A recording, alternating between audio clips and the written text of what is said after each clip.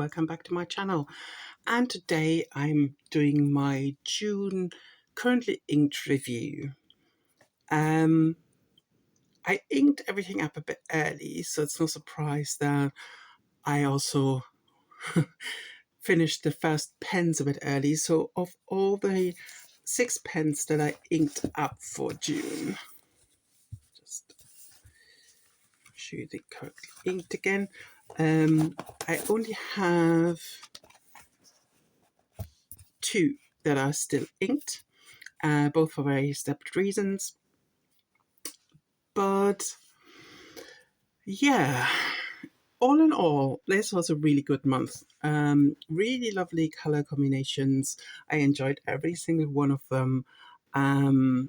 So again, I'm not sure whether a rating system makes sense today. So what I will do is that I just talk briefly through everything. I mean, 6 pens isn't an awful lot. And I will be showing spreads from my journal for this one, because this is a pen I only use in my journal, and my manuscript that I was working at the time that I've put aside for the moment. I'm trying to keep it going, but at the moment my new project has sort of grabbed all my attention, so I find it really difficult to keep the other one going as well. So I might, yeah, let's see what happens. But for now, yes. So the first combination was the Pilot Kakuno Periwinkle Blue with a medium nib with Parker Blue Black. I said before, Parker Blue Black is sort of my first ink love, and it still does not disappoint. I really love the way those two play together. It's a lovely sort of denim-y color, not too black, more like a really, like one of my favorite blues still, I think. And if you remember, I had made this currently inked to sort of match a story of mine. I'm going to put the cover up on the screen for you. And so I picked the colors to match the cover, but also the content of this nice little love story. So yeah, so first pairing, amazing, definitely will do this again. And the second pairing was my Hongdian M2 with a long blade nib. And this I inked up with Robert Osterwind, and I had some sort of fears that the ink might have been contaminated because this looks very different to this. I'm not quite sure whether it's the paper, maybe. Just find the thing. I had marked everything, but obviously now I can't find anything. Yeah, so I basically did one page in this, and it looks very different. So I think what happened is that either it looks very different on the Tomoe River paper that's in this ink journal, and then very different again on the Leuchtturm paper, or there was a tiny bit of contamination in the nib because I had a sort of greenish, yellowish ink in there before. So this is much closer to what I expected to be. It was lovely. I think my handwriting, I love writing with the long blade nib, but if I know I have to go back and type it up, I'm not quite sure whether I'll try and keep away from me this type of nib, or maybe just do one page in between for funsies. But overall, it was a really nice combination. The shading came out beautifully. It's not too light. So yeah, really enjoyed this combination and wrote it dry really quickly. I mean, the converter in this is pretty small, and as you can see, the long blade puts down so much ink. Then the next one is my Twisby Cafe with the bronze trim. And this is one of the two pens that still has some ink in it. Not a lot, but some. And obviously, this just has such a great ink capacity. It's really difficult to write them dry. Let's see if I find everything.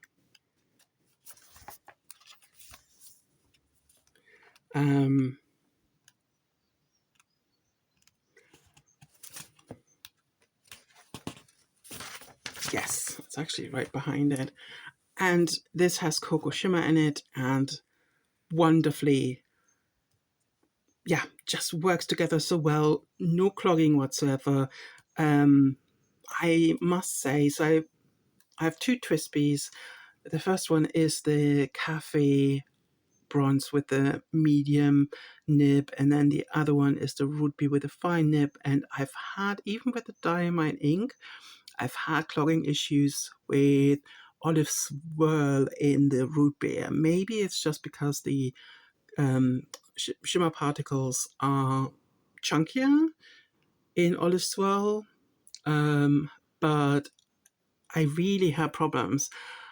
Or maybe I didn't clean out well enough before I switched the ink. So basically what I'm thinking is that the next ink I'm putting in the root beer won't be a shimmer ink, while for this one I have plans. This plays really well with shimmer.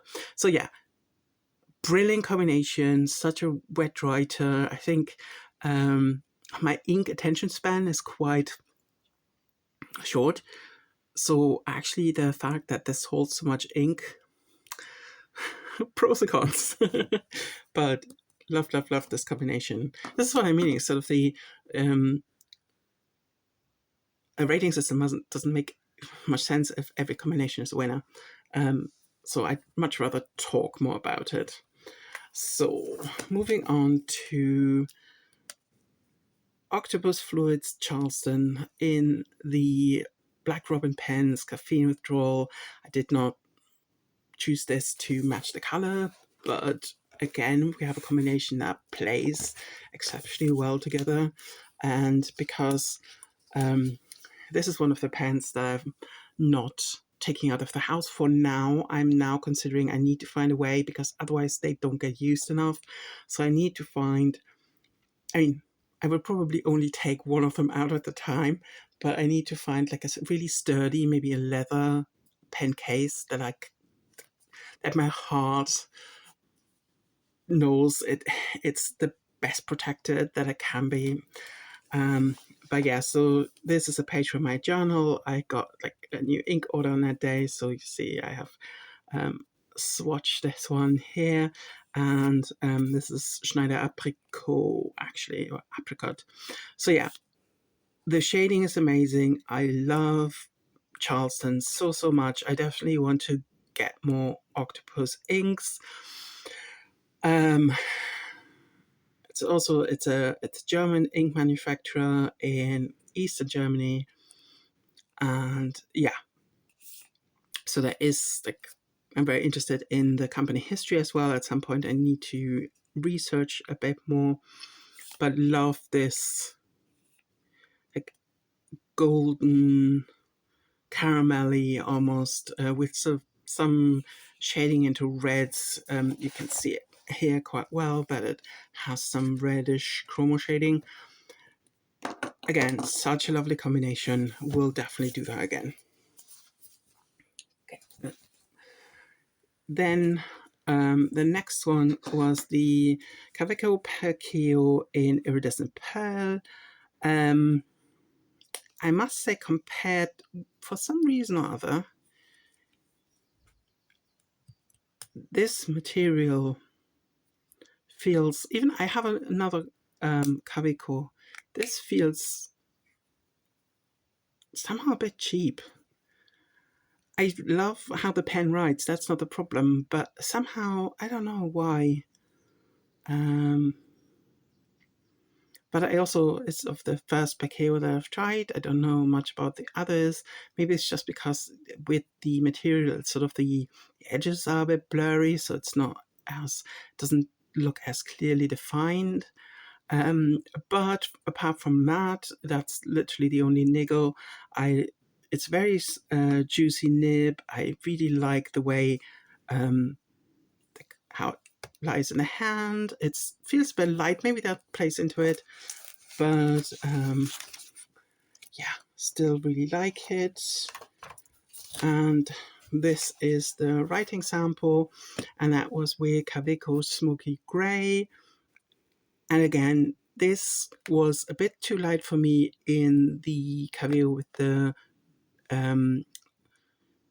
Kaweco that I used it in before, even though I think that's also a medium nib. But this one is juicier, so the shading comes out way more, and it's just lovely. At the moment, I'm looking more into grey inks again, and this is definitely a really good contender. Love this a lot. So, and this was a cartridge. Maybe also that might have been why there was just more ink to flow. I don't know. Worked really well. Also, a combination that I will do again. And then the very last one, that's not the one, is the Jinhao 82 Kubo Sakura with a medium nib. And this was inked up with Diamine and Cold Pen's Wistful Watermelon. I don't think I've ever had such a perfect color match. This is the ultimate of color matches, and even though I've cleaned this one out now, I want to try something else in it. This is definitely, so I'm keeping track of the perfect or the near perfect pairings, and if I was really seriously considering forever pairings, that would be one, because as I said, if you have this pen, definitely try Diamine Copen's Wistful Watermelon in there. It's not as reddish as it first appears, and I don't know, something also with the rose gold trim just works for me. It's so stunning, and I really enjoyed using it. Actually, I've filled it twice, and as I said before, my ink attention span, I'd love to go on to new inks. This is why I've cleaned it out now, and I don't want the pens to sit there unused, crusting up. That's one of the reasons why I'm sort of also get a bit antsy about the Twispies being inked for so long, even though I know that shouldn't be a problem. So this was my, let me just put them all on the page.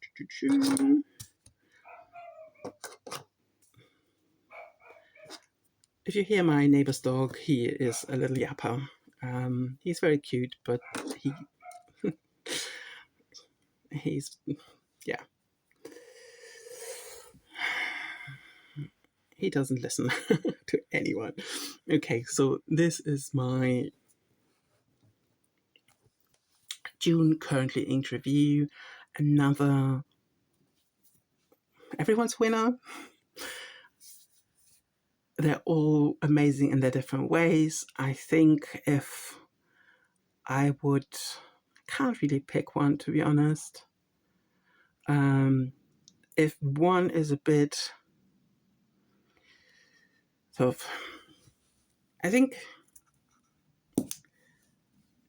the M2 falls out a bit just because I had this little blip with the color where I was really confused at first and concerned, and then wondered whether it was just a paper color or what was going on. And I think that might have sort of colored the experience a bit. But apart from that, sort of A pluses all around. Let me know what you had inked up, what you really enjoyed in your pens. Every month, it's such a joy to find out more, to try different combinations, which is also why I quite enjoy not having like more than 6, 7, 8 maybe, so I can actually get through them. At the moment I write an awful lot, which is great, so I get through ink and it feels as if I'm not just stockpiling stuff, but I'm actually actively using it, and that's such a good feeling. Yes, let me know how you're getting on with your June currently ink, or if you do one by season or just by year, that would be really interesting to know as well. Let me know. Thank you so much for being here, and see you soon.